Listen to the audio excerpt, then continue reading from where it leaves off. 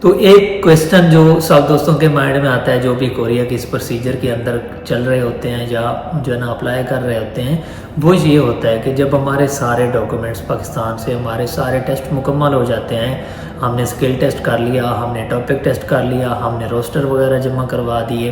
تو پھر اس کے بعد ایکچوئل میں ٹائم کتنا لگتا ہے، کتنے ٹائم کے اندر ہمارا ویزا آ جاتا ہے، کتنا ٹائم اس سارے پروسیجر میں لگ جاتا ہے، اور یہ ٹائم ڈیپینڈ کس چیز پہ کرتا ہے، آج ہم اس ٹاپک پہ بات کرنے والے ہیں۔ سو اس ویڈیو کو کمپلیٹ ضرور دیکھیں، اس ویڈیو کو آپ کمپلیٹ دیکھیں گے تو آپ کو یہ جو ویٹنگ والا ٹائم ہے، یہ ویٹنگ والا ٹائم سمجھ میں آ جائے گا کہ اس ٹائم کے بیہائنڈ پہ کیا ہو رہا ہوتا ہے۔ تو جب آپ اس بیہائنڈ والے سارے سینیریو کو سمجھ جائے گا تو آپ کو اس سے جو ہے نا وہ اس پروسیس کے اندر صبر سے رہنے میں بہت زیادہ آسانی ہو جائے گی۔ سو بہت سارے لوگ اس طرح سمجھتے ہیں کہ جب ہم نے اپلائی کیا، پروسیجر کو فالو کیا، اس سارے سٹیپس فالو کیے، اس میں بھی بہت زیادہ ٹائم لگ جاتا ہے، اور جب ہمارے سارے ڈاکومنٹس کوریا کے اندر پہنچ جاتے ہیں تو بھائی ہمارا ویزا تو بہت جلدی آ جائے گا،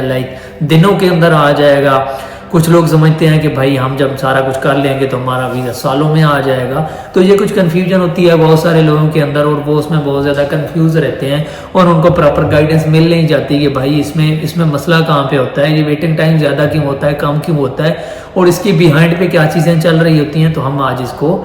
پوری طرح سے سمجھنے کی سادہ لفظوں میں کوشش کرتے ہیں۔ ہوتا اس طرح سے ہے کہ جب آپ کے ڈاکومنٹس کوریا سے، پاکستان سے فائنل ہونے کے بعد کوریا کے جاب پول کے اندر پہنچ جاتے ہیں، کوریا کے اندر پہنچ جاتے ہیں،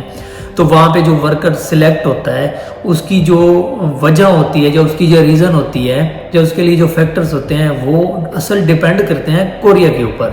اور کوریا میں ورک کلچر کے اوپر، کوریا میں ورک کی ڈیمانڈ کے اوپر، یا کوریا کے اندر اگر کام بہت زیادہ ہے، کوریا کو ورکرز کی نیڈ بہت زیادہ ہے، تو ظاہر سی بات ہے وہ فارنر ورکرز بہت زیادہ بلائے گا، اور اس کے لیے جو ہے نا وہ ویزے زیادہ ایشو کرے گا۔ دوسرا جو فیکٹر ہوتا ہے وہ یہ ہوتا ہے کہ بھائی جو جاب پول ہے اس کے اندر جتنے بھی پروفائل آئے ہوئے ہیں، اس میں ایک کنٹری نہیں ہے، اس میں ڈیفرنٹ کنٹریز ہیں، اس میں ڈیفرنٹ کنٹریز کے بندے ہیں، اور سب کے پروفائل جہاں پہ پہنچے ہوئے ہیں، تو ہر بندے کی کوشش ہوتا ہے کہ میرا ویزا جلدی آ جائے۔ تو اس میں ٹوٹل جتنے بندے ہوتے ہیں، اور دوسری چیز ہوتی ہے کہ کوریا کے اندر آپ کی ڈیمانڈ کتنی ہے، یہ ہو گئی دو چیزیں۔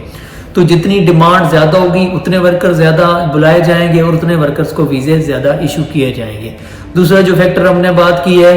کہ اس جاب پول کے اندر جتنے بندے کم ہوں گے اتنے ویزے زیادہ بندوں کو ملنے کے چانسز ہوں گے،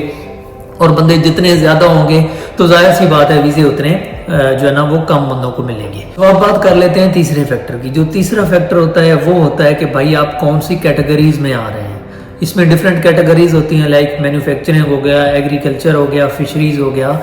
تو یہ 3-4 میجر کیٹیگریز ہوتی ہیں، ٹھیک ہے۔ تو جب زیادہ کیٹیگریز ہوتی ہیں تو ڈیپینڈ کرتا ہے کہ بھائی کون سی کیٹیگری کے اندر زیادہ ورکرز کی نیڈ ہوتی ہے۔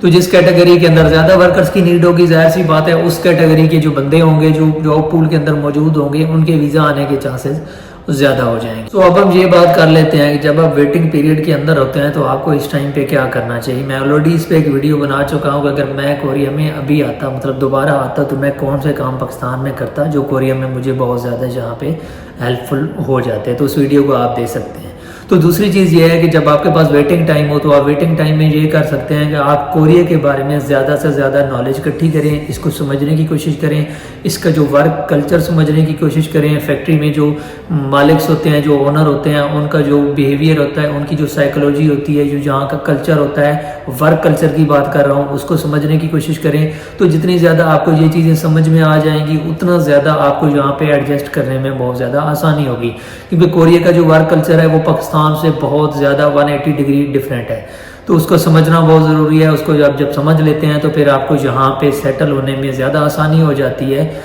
سو ویٹنگ ٹائم پہ ہمیشہ اپنا فوکس کوریا کی طرف کریں، اپنی جو ہے نا اس کے بارے میں نالج کو بڑھائیں، اس کو زیادہ سمجھیں، اور ایک ضروری بات یہ ہے کہ اپنی جو آپ کی لینگویج ہے اس کو اور زیادہ بہتر کرنے کی کوشش کریں، کیونکہ جو آپ نے لینگویج پڑھی ہوتی ہے وہ ایک بیسک لیول کی ہوتی ہے، وہ ٹیسٹ پاس کرنے کی حد تک ہوتی ہے، لیکن آپ نے جب یہاں پہ آنا ہوتا ہے، آپ نے یہاں پہ پورا رہنا ہوتا ہے، آپ کی ہر چیز یہاں پہ ڈیپینڈ ہوتی ہے، یہاں کی لینگویج پہ ڈیپینڈ ہوتی ہے۔ تو لینگویج ایک بہت بڑا بیریئر ہوتا ہے، تو آپ اس کو جتنا زیادہ بہتر کر سکیں وہ اتنا زیادہ آپ کے لیے آسانی ہو جاتی ہے۔ सो कंक्लूड अगर मैं करूं सारी बात को, तो भाई कोरिया के अंदर जो जॉब पूल होता है उसके अंदर जो आपकी सिलेक्शन होती है, जो वीज़ा का इशू होता है, वो बहुत सारे फैक्टर के ऊपर डिपेंड करता है। आप इसमें कुछ नहीं कर सकते, आपको सिर्फ सब्र करना है और तहम्मुल के साथ इस प्रोसीजर में अपना काम करना है और इस प्रोसीजर में आराम से बैठा रहना है। आप कुछ भी नहीं कर सकते, ये सारी चीज़ें डिपेंड करती हैं कोरिया के ऊपर, वहाँ पे वर्कर्स के ऊपर, वहाँ की जो है ना वो कल्चर के ऊपर, वर्कर्स की डिमांड के ऊपर, आपकी जो है ना वो कैटेगरी के ऊपर, तो ये सारी चीज़ें उस पर डिपेंड कर रही होती हैं। ये थी आज की वीडियो, आई होप आपको अच्छी लगी होगी, आई होप आपको इसमें थोड़ी बहुत गाइडेंस मिल गई होगी। तो मिलते हैं अगली वीडियो में, अपना बहुत सारा ख्याल रखें, अल्लाह हाफिज़।